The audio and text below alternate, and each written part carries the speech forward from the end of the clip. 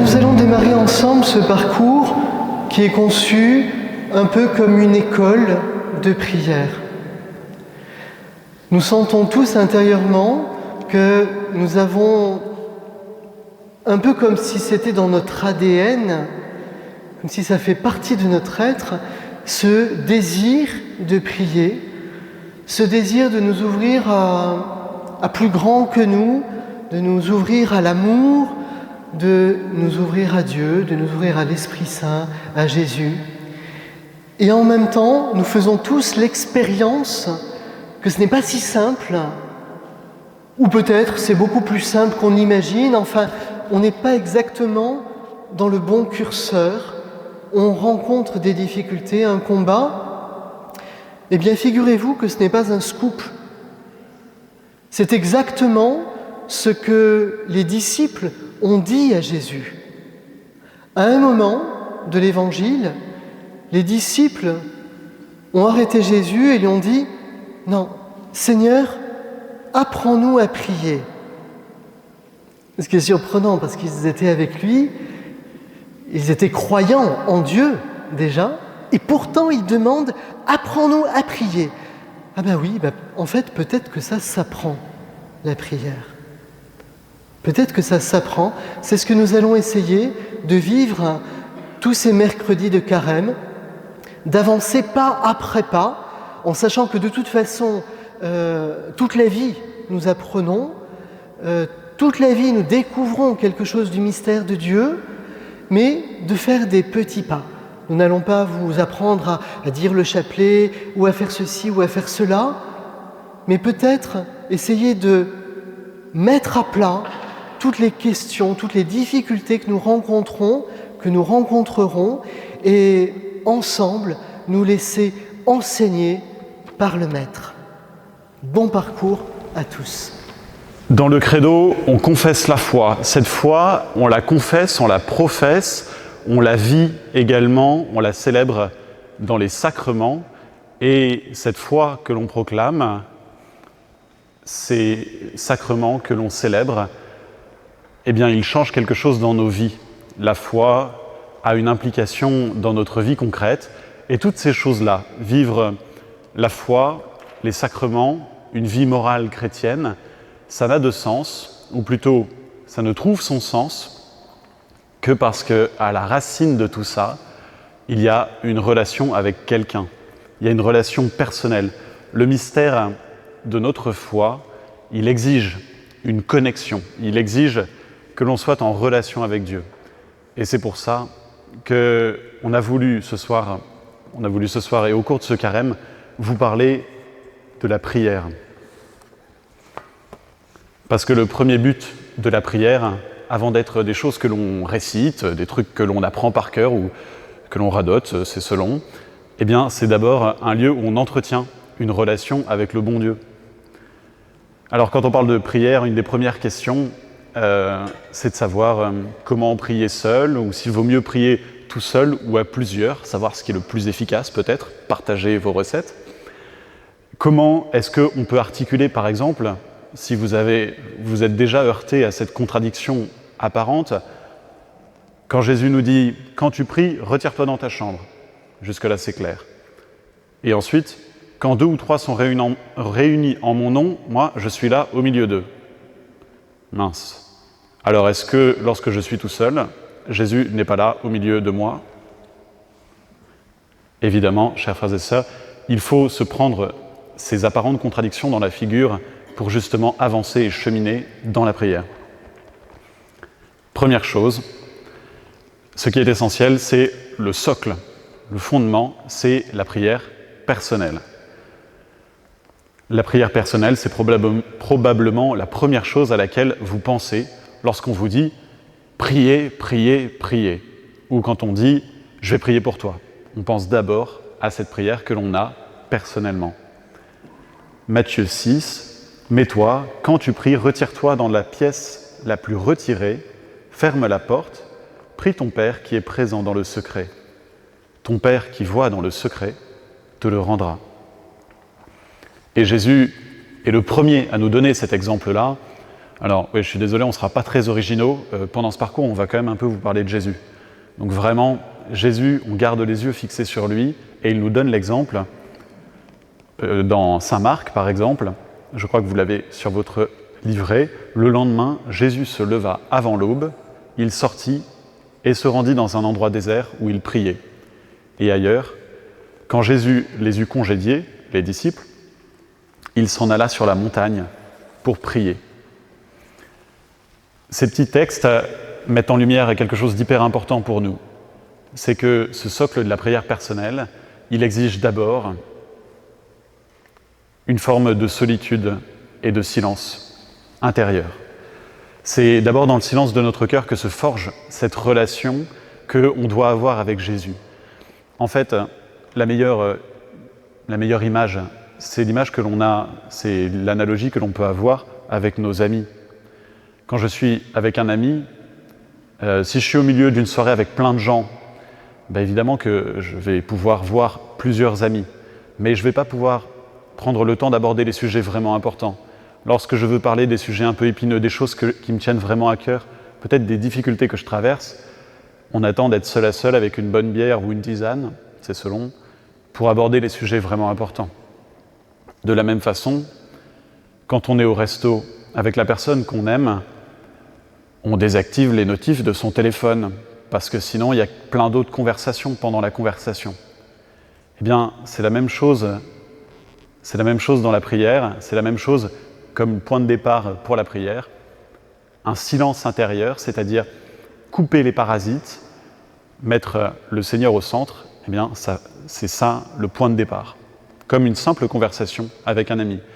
Dans l'Ancien Testament, on nous disait que Moïse parlait avec Dieu face à face, comme un homme parle avec son ami. Ça laisse rêveur. Hein. On a envie d'être un petit peu Moïse et d'entrer, sortir de la tente de la rencontre comme ça. Eh bien ça, c'est la prière, en fait. Rien que ça. Alors, petit exercice pratique. Vous avez la liste des exercices pratiques en fin de séquence, mais moi, je vous les donne au fur et à mesure parce que c'est plus pratique pour moi. Mais un petit exercice pratique, si vous ne l'avez pas encore fait, d'avoir chez soi un lieu où l'on peut justement trouver ce silence et ce recueillement, c'est vital. C'est vital. C'est comme d'avoir une prise pas loin de son lit pour recharger son portable. Hein. Non mais allô quoi, comment tu fais sinon? C'est pareil, un oratoire dans sa maison. Un lieu dans lequel on a une belle croix, une image de la Vierge, peut-être une Bible, pas une Bible qui prend la poussière, hein, une Bible que l'on lit et qu'on annote. Hein. On peut écrire dans sa Bible, hein, c'est pas un scandale, on peut écrire. Bref, la prière personnelle c'est le socle, mais il doit se déployer pour justement accueillir cette parole de Jésus, quand 2 ou 3 sont rassemblés en mon nom, moi, je suis là au milieu d'eux. En fait, la prière personnelle n'est pas un résumé de ce que l'on vit dans la prière. Ce n'est pas le tout de la prière. Nous avons aussi reçu cette parole du Christ qui nous assure de sa présence quand nous nous réunissons pour prier. Jésus disait à ses disciples, « Amen, je vous le dis. Si 2 d'entre vous sur la terre se mettent d'accord pour demander quoi que ce soit, ils l'obtiendront de mon Père qui est aux cieux. En effet, quand 2 ou 3 sont réunis en mon nom, moi, je suis là, au milieu d'eux. » Vous notez, on connaît tous la dernière phrase. Hein. Quand 2 ou 3 sont rassemblés en mon nom, moi, je suis là au milieu d'eux. Mais on oublie que juste avant, il y a un truc hyper important. Et ça peut être pratique, hein, si vous avez un truc à demander. Si 2 d'entre vous se mettent d'accord pour demander quelque chose, ils l'obtiendront de mon Père qui est aux cieux. Putain, je vais passer des annonces pour trouver des priants. Hein. Ça, c'est un de nos petits cadeaux de vie chrétienne. C'est que justement, de prier à plusieurs, ça n'enlève rien à notre prière personnelle. Mais il y a une force, une puissance toute particulière au fait de se rassembler et de porter ensemble les intentions les uns des autres. Évidemment que si je prie pour Pierre, Paul ou Jacques, évidemment que le bon Dieu, il entend, je veux dire, il n'a pas de problème d'oreille, lui. Mais quand il y a aussi un tel et un tel voisin, tel frère, tel cousin, qui m'assure qu'il priera aussi pour Pierre, Paul ou Jacques, il y a quelque chose qui se passe, de plus grand. Et cette promesse du Christ, elle s'applique, par exemple, une forme de prière en commun, une des plus belles, quoiqu'une des plus exigeantes, c'est vraiment la prière en famille. Alors, je parlerai juste après de la prière en église, donc c'est-à-dire la communauté rassemblée dans une église, c'est un peu plus impressionnant, mais quand nous prions en couple ou quand nous prions en famille, nous réalisons justement quand 2 ou 3 sont rassemblés en mon nom, moi je suis là, au milieu d'eux. Alors nous faisons de notre maison un temple de Dieu, le Christ est là, au milieu de ceux qui prient et il intercède auprès de son Père. Pouvoir confier au Seigneur toutes les galères, pouvoir confier au Seigneur aussi toutes les joies, tel enfant qui a réussi un examen, telle difficulté de santé, de couple. C'est aussi se rappeler que quand on prie à plusieurs, Dieu n'a de dédain pour aucune de nos misères. Il n'y a pas une parcelle de notre vie pour laquelle le bon Dieu dirait « ça va, non ?» Non. Tout ce qui fait notre vie a du prix. Toutes les petites choses, la poussière sous le tapis, les trucs dans les placards. Le bon Dieu, il veut le voir, ça. C'est pour ça qu'on prie chez soi. Vous auriez dû voir la tête de la prière en famille quand j'avais une dizaine d'années. C'était la galère. Ça partait à droite, à gauche. Vraiment, c'était le concours. Une petite sœur qui court à droite, à gauche. Mon papa qui dit « Allez, amen !» pour dire « On va se coucher ?» Vraiment, il y a quelque chose de beau qui est passé malgré tout. Je crois que ça fait partie des lieux les plus grands de croissance. Prière en famille. Galère, mais beau. Alors, petit exercice concret, tester la prière en famille notamment, ou la prière en couple. Il n'y a pas besoin que ce soit très long, surtout si on a des jeunes enfants. Ça peut être dire un merci, un autre Père, un Je vous salue Marie, un bisou et au lit. Ça marche.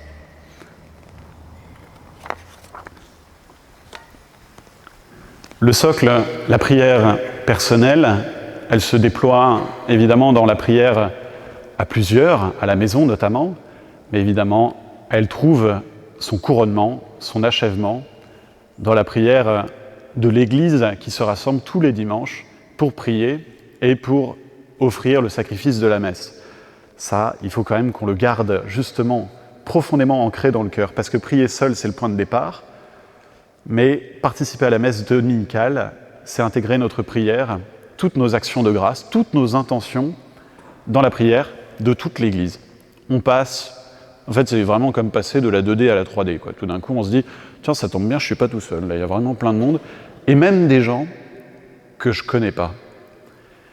Non, là, vous êtes déjà tourné vers votre voisin, c'est très bien, vous l'avez bien fait, mais c'est aussi que lorsque l'on prie ensemble à la messe, on porte également les intentions de ceux dont on ne sait pas qu'on porte les intentions. Je veux dire, tout ce que l'on porte dans notre cœur est là, présenté à l'autel, pendant l'offertoire, et il y a toutes vos intentions au pied de l'autel, et toutes celles de votre voisin, toutes celles du gars caché là-bas, derrière le pilier, eh bien, toutes ces intentions-là, elles sont portées en même temps à la messe. Donc on élargit encore l'espace de notre tente à ce moment-là. Notre prière, alors il n'y a pas de concurrence, la prière personnelle prépare et prolonge notre exercice de prière à la messe. Normalement, vu le public, là, de ce que je vois, vous êtes quand même des habitués. Je crois vous avoir vu dimanche, récemment. Évidemment, vous avez bien senti, il n'y a pas de conflit entre la prière personnelle et la prière communautaire le dimanche. La prière personnelle, elle prépare déjà ma venue à la messe parce que, justement, elle creuse, elle prépare ma relation à Dieu. C'est là qu'elle se fonde et elle creuse en moi, par exemple, le désir de communier, le désir d'écouter la parole, le désir de me former. Elle creuse en moi le désir de m'associer aux autres aussi. La prière personnelle, en fait, elle prépare parce qu'elle m'invite à ne pas regarder mon petit nombril. Quand je prie pour moi, déjà, je prépare ma prière pour les autres et déjà, je tends mon cœur vers mes frères. Et enfin, elle prépare d'une part, elle prolonge d'autre part, parce que les intentions que l'on partage lors de la messe, celles que partage tel ou tel voisin, celles que je porte, eh bien, je les ramène à la maison. En fait, la prière personnelle, c'est un peu le lieu où on fait les devoirs à la maison. Voilà. On ramène un peu de travail et on le met non pas sur notre bureau, mais dans notre coin prière et on le mouline toute la semaine jusqu'au dimanche d'après. Cette réalité-là, cette prière que l'on vit tous ensemble quand on se rassemble pour la messe, ça peut avoir un petit air un peu formel, un peu extérieur, mais en fait ça nous révèle quelque chose d'hyper important sur qui on est, nous, l'assemblée là, des chrétiens, sur qu'est-ce que c'est que l'Église.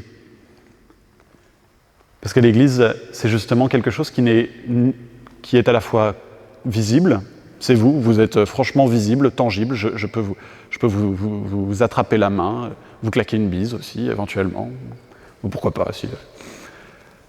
Elle est visible, oui, mais elle est aussi invisible. En fait, quand on prie tous ensemble, on prend un peu la mesure, on découvre un peu plus à quel point l'Église, dans son sens le plus large, oui, c'est visible, mais c'est aussi invisible.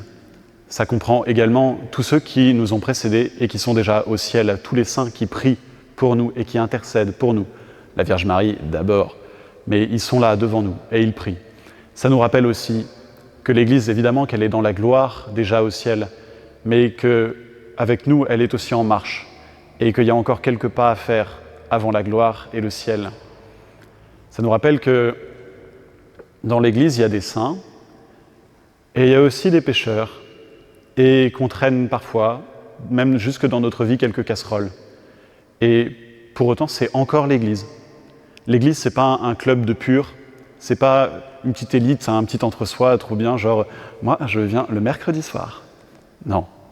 L'Église, c'est cette équipe, ce groupe de personnes qui a conscience que tout seul, on n'avance franchement pas vite et on va pas bien loin.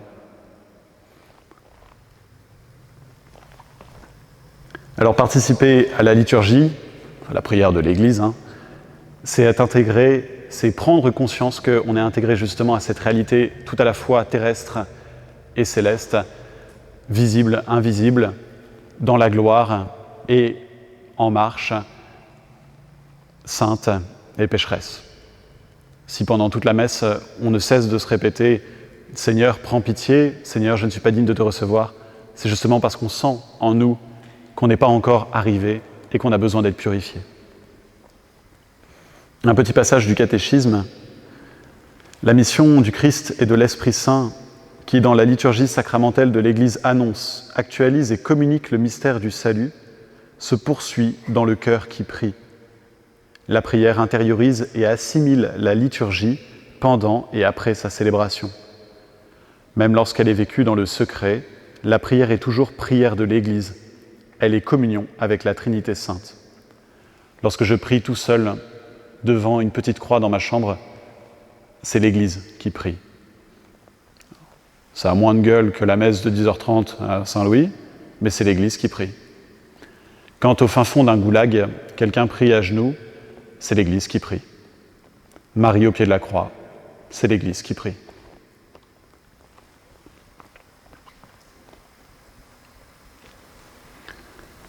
Bon, voilà un petit peu pour l'articulation, prière commune, prière à plusieurs, prière tout seul, prière le dimanche.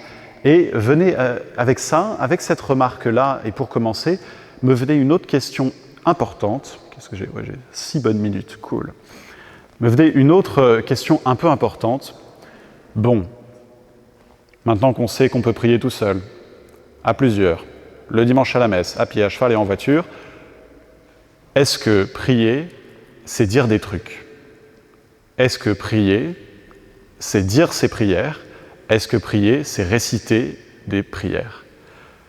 Je crois que c'est un sujet important aussi, parce qu'on a tous envie de tout bien faire. Et on a tous envie d'être bien dans les lignes, tout comme il faut, et de bien faire comme Jésus il a dit. Bon.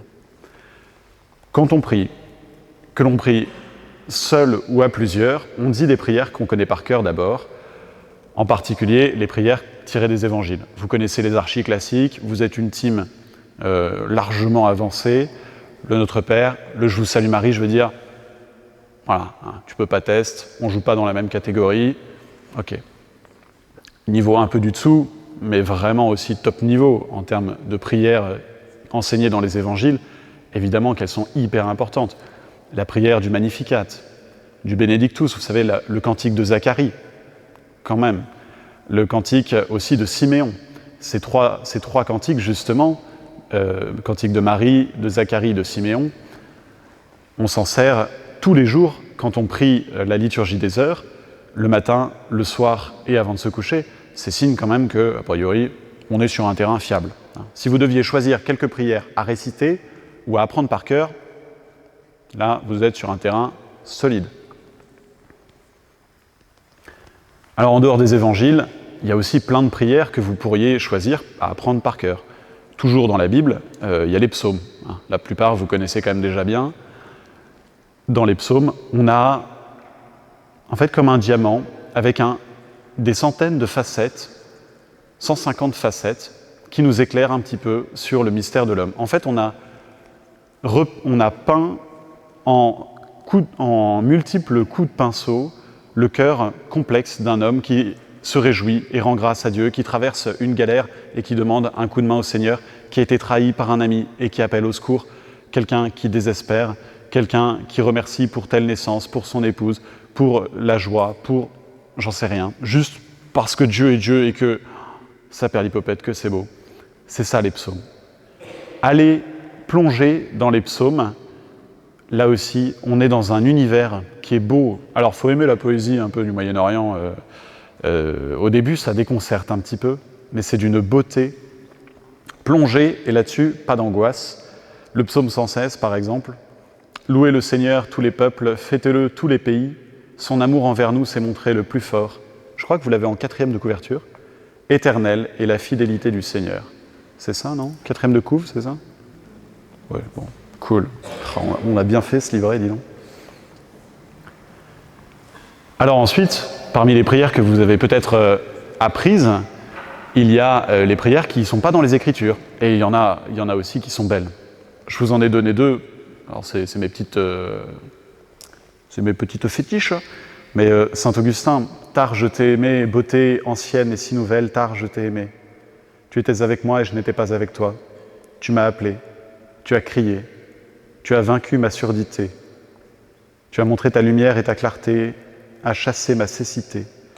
Tu as répandu ton parfum, je t'ai humé, et je soupire auprès de toi. Je t'ai goûté, j'ai faim et soif de toi. Tu m'as touché et je brûle du désir de ta paix. Ou alors, je ne le lis pas en entier, mais « Ô mon Dieu, Trinité que j'adore ». Là aussi, la liste, vous le sentez bien, on ne fait que l'effleurer, elle est interminable, cette liste des prières que l'on peut apprendre, que l'on peut connaître. Prière scout, prière à tel ou tel saint, litanie du Sacré-Cœur, de Saint-Michel Archange, neuvaine, oraison, litanie, acte de foi, de charité, prière pour les âmes du purgatoire, prière des paras, c'est selon votre goût. C'est toujours un bon signe. Ça nous permet de constater que pour chaque situation humaine, il y a une prière. Mais attention, parce que vous me voyez venir avec mes gros sabots, attention, à ne pas nous cantonner, à ne pas restreindre notre prière personnelle à la récitation de ces prières-là. Ces prières, c'est un excellent soutien, c'est un excellent moyen pour notre prière personnelle, mais prenons garde, frères et sœurs, prenons garde à ne pas en faire la finalité de notre prière. Vous vous rendez compte que, par exemple, si j'ai devant moi un quart d'heure et que pendant ce quart d'heure, je cherche à faire rentrer la prière de Sainte Thérèse de l'Enfant Jésus, les litanies du Sacré-Cœur, la lecture du psaume 150, et puis la litanie de Sainte Gudule, et puis j'en sais rien. On se rend bien compte qu'au bout d'un moment, dans la prière, qui est un dialogue avec un ami, face à face, il n'y a que moi qui parle. C'est ça l'enjeu, chers frères et sœurs. Bon, Seigneur, ça fait un quart d'heure, j'ai tout bien parlé, salut, à demain. Vous imaginez un peu ce copain là qu'on invite pour boire un verre, il n'y a que lui qui parle? Non, Ça n'arrive pas, enfin pas dans la paroisse, mais c'est un peu la même chose. Gardons bien tous ces outils-là, toutes ces prières, elles sont belles. Et la plupart, je pense au texte de l'Écriture, au psaume, je veux dire, il y a 3000 ans d'histoire, 3000 ans de prières. Mais gardons-les bien comme un tremplin pour le moment où, même intérieurement, on se taira pour dire au Seigneur, parle Seigneur, ton serviteur écoute. C'est ça l'enjeu, c'est cette connexion, se brancher au réseau. Et à ce moment-là, même intérieurement, il faut se taire. Les prières que l'on récite, elles sont un moyen pour unir notre cœur au Christ et pas une fin. En fait, ça serait se tromper de cible que de chercher à tout bien réciter toutes les prières sans prendre le temps du silence pour laisser résonner de telles paroles. Et pour être encore plus clair, vous voyez, même réciter son chapelet, c'est merveilleux, c'est très beau, il faut le faire. Même réciter son chapelet, si c'est juste d'enchaîner les 50 Ave Maria sans prendre le temps de méditer sur les mystères qui accompagnent justement et qui ponctuent cette prière, eh bien, évidemment, le bon Dieu, à mon avis, se débrouille. Mais peut-être que l'on passe un tout petit peu à côté de l'objectif. Alors, chers amis, a priori, de ce que je vous vois, ce soir, vous n'avez rien appris de neuf. C'est normal. On ne réinventera pas l'eau tiède pendant ce parcours de carême. Mais prenons le temps, pendant ces quelques mercredis soirs, pendant ces quelques temps, justement pour nous reposer peut-être des questions que nous avons peut-être pas pris le temps, auxquelles nous n'avons pas pris le temps de réfléchir. Profitons de ces soirées-là pour nous remettre à l'école de celui qui s'est mis à l'écart et qui priait son Père dans le secret. Amen.